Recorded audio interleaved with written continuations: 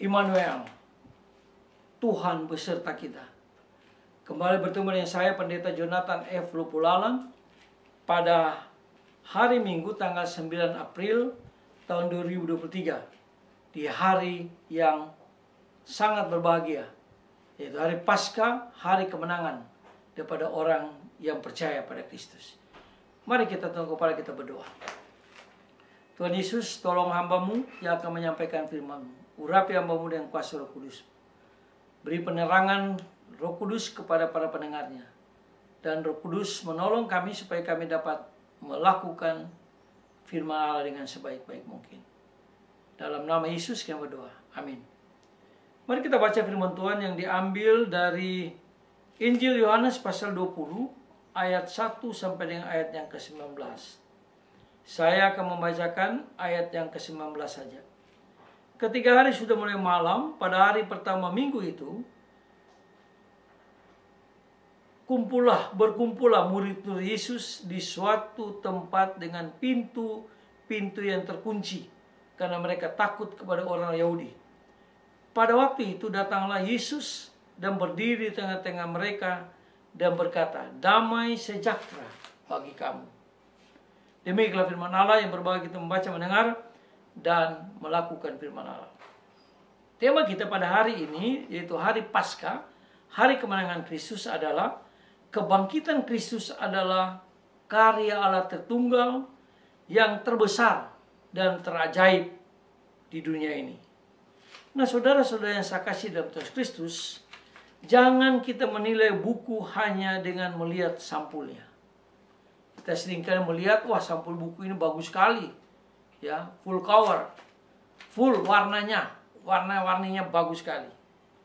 Juga tidak cukup jika kita membaca kata pengantarnya atau bagian pendahulunya yang kita yakin kita sudah tahu isi buku tersebut.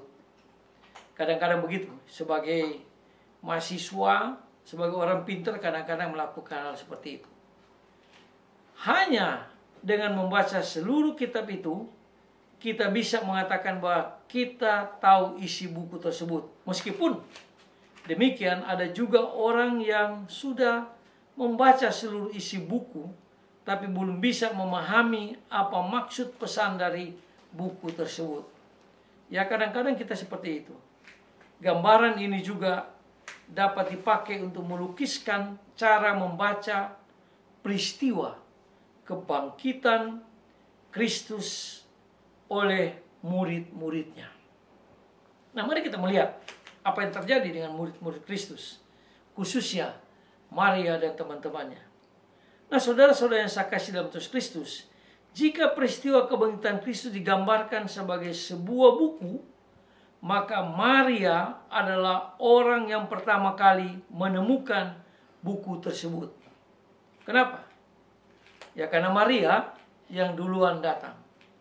Tetapi sayangnya, hanya dengan melihat sampulnya, yaitu batu yang diambil dari kubur, batu terguling, Maria sudah berkesimpulan bahwa Tuhan telah dicuri, Tuhan telah diambil oleh orang lain.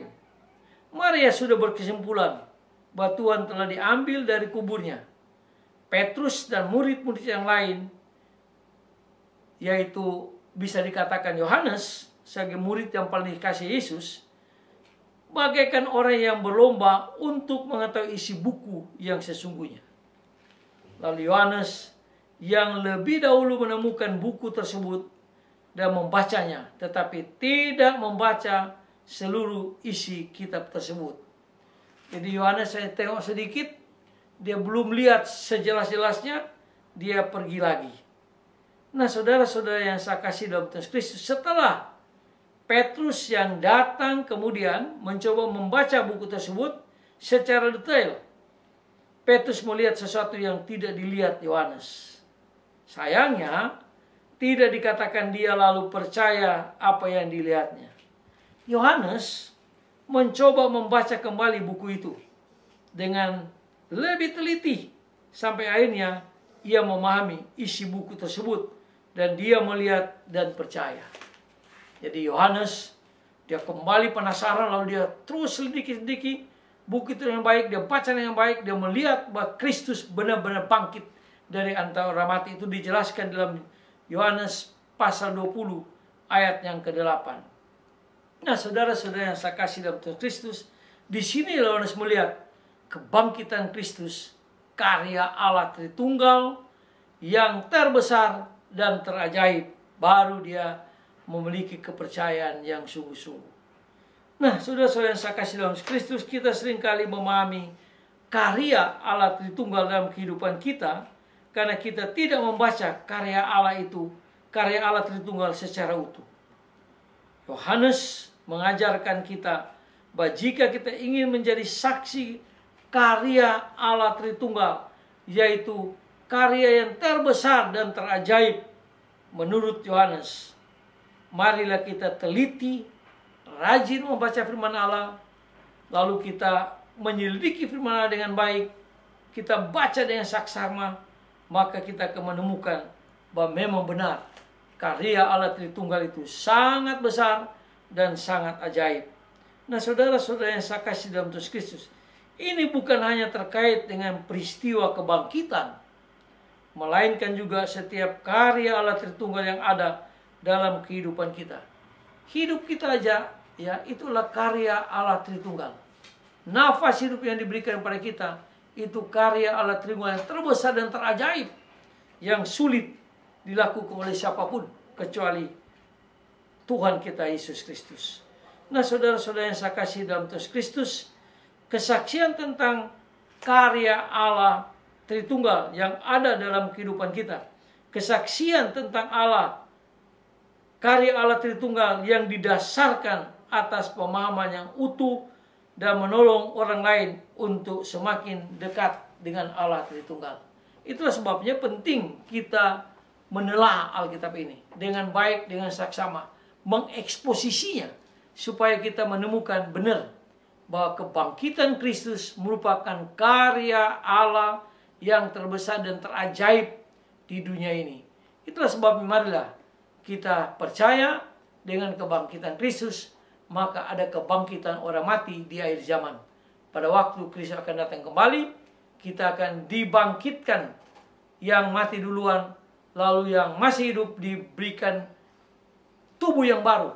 Dia mengubah hidup kita karena Allah Tritunggal, Dia yang punya kuasa untuk menyelamatkan umat manusia. Selamat Paskah dan selamat menempuh hidup baru dalam kemenangan di Paskah ini. Mari kita tunduk kepala kita berdoa. Tuhan Yesus, kami bersyukur dengan seluruh umat Kristen di seluruh dunia yang hari ini merayakan kebangkitan Kristus, merayakan Paskah, kemenangan bagi orang yang percaya pada Kristus. Tolong kami Tuhan, supaya kami berani memberitakan Paskah kepada banyak orang, sehingga banyak orang yang berjumpa dan menerima Yesus sebagai Tuhan dan Juru Selamat mereka secara pribadi, dan dosa mereka diampuni, dosa mereka disucikan.